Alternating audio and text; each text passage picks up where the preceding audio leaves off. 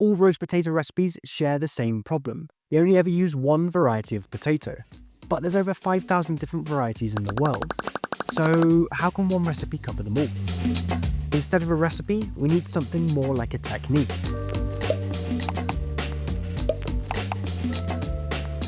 So, in this video, I'm going to share a roast potato method with you that will work with any variety of potato. Whether you have a waxy variety, a floury one, or something in between, this method will work. I'll show you what problems to look out for and where you'll face potential hurdles, so you can have the confidence to roast some perfectly crispy roasties with light, fluffy insides, no matter what variety you have. But first, let's quickly look at the two extreme ends of the roasting scale, a very basic method and a very elaborate method. For the basic version, or what I'm going to call the humble method, I'm simply peeling and cutting the potatoes into even sizes, placing them onto a tray with a little oil and some salt, giving them a good mix so they're evenly coated in the oil and seasoning, then into my oven to roast for 20 minutes at 180°C. After 20 minutes in the oven, they're getting a flip, and back into roast for another 20 to 30 minutes, or until the knife goes through with no resistance. That's a roast potato in its most basic form, a pretty low stress method. But the outcome isn't what I'm looking for. I have a little crisp on the outside, but some areas are not crisp at all, and the inside is far from fluffy. I think we can do better than this.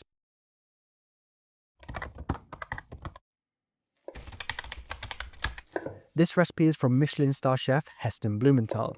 There's a lot more steps, so I'm going to fire through them quickly. Same again, potatoes peeled and cut to a similar size.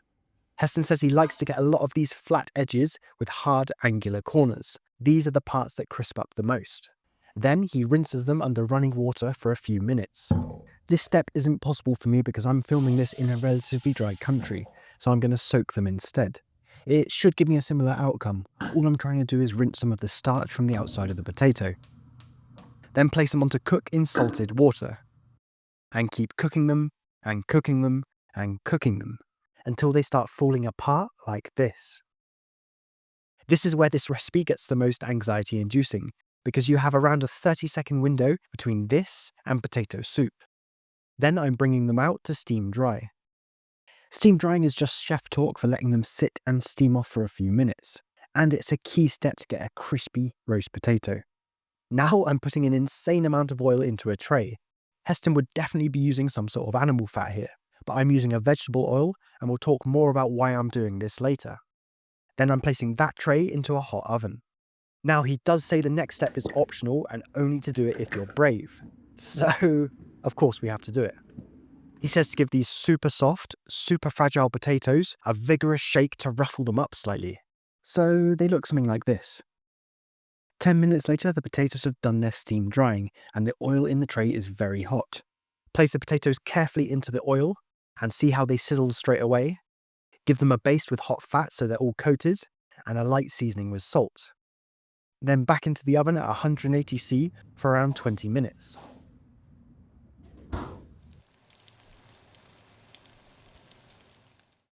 After 20 minutes, I'm giving them a flip, then back in for another 20 minutes or so, and that's that. These look incredible, super crispy outsides, and of course fluffy inside as well. It's a 9 out of 10 roast potato in anyone's book. The thing with this recipe is, taking the potatoes to near destruction when cooking them in water is risky. It's okay when you're just cooking potatoes and nothing else, but when you have 10 other things going on at once, like when you're cooking Christmas lunch, then this method feels too risky to me.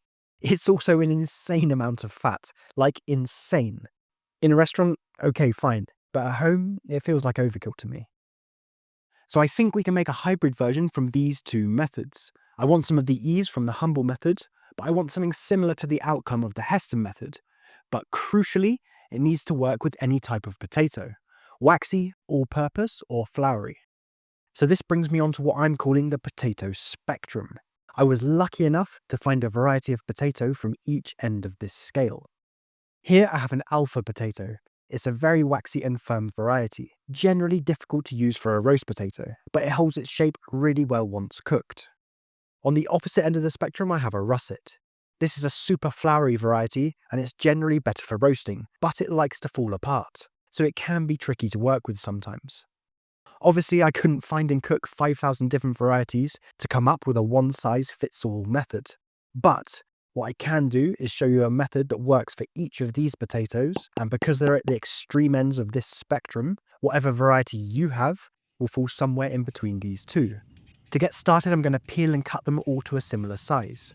I like my roast potatoes on the larger side, but if you like them smaller, then this method will work in exactly the same way, and you'll see why a little later. One thing I will mention, which I think a lot of people overlook, is when potatoes are cut smaller, you get a lot more crispiness because there's more surface area getting roasted, but you run the risk of getting a hollow roast potato. Great crispy outside, nothing on the inside. Whereas when they're cut slightly larger, it can handle a more aggressive roasting in order to get those crispy edges. Next, I'm placing them into cold water, and for this waxy variety, I'm adding a touch more water because it'll take more time to cook. Then I'm adding a little salt and putting them onto a high heat. Once they're boiling, bring them down to a medium simmer, basically just so the pan isn't aggressively boiling, otherwise the potatoes will fall to pieces. Now I'm cooking them until they're just soft but still holding their shape, so I can feel a little resistance with my knife, but not much. This is the point in this method where the two potatoes will separate and go on different journeys, because the waxy variety needs more time cooking in the water to reach this stage. Drain them off and place them straight back into the saucepan, and crucially, I'm putting the lid back on the pan. This step is achieving a few things. They're going to keep on cooking in the residual heat and get close to that fall apart stage from the Heston method, but in a much safer way. There's no way they can now become potato soup because there's no more water. Also, they're doing the steam drying step now as well, so I'm getting two birds with one stone. At this point, I'm putting my tray into the oven to preheat. The difference here is the tray is dry, no oil at all. After 10 minutes of sitting and steaming in the pan, these potatoes are ready for the next step. I'm giving them a liberal oiling and a good seasoning with salt. Then I'm feeling brave, so I'm giving them a really vigorous shake in the pan.